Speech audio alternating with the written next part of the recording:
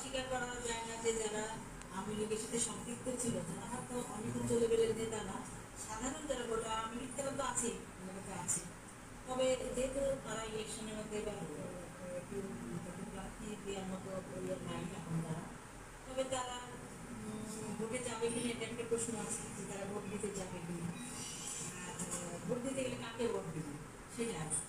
তো সে জায়গা থেকে আমরা তো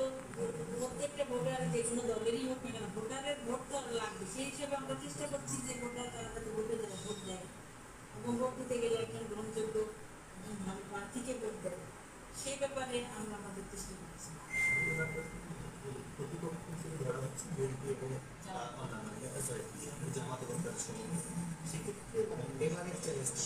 এবার যে ওরা তো ওদের মতো চেষ্টা করছে, প্রত্যেকটা দলই তো তাদের মতো চেষ্টা করবে। এখন তাদের আওয়ামী লীগের যারা ভোটার আছে তারা কোন দিকে মুখ করবে বা কি করবে সেটা তো আমাদের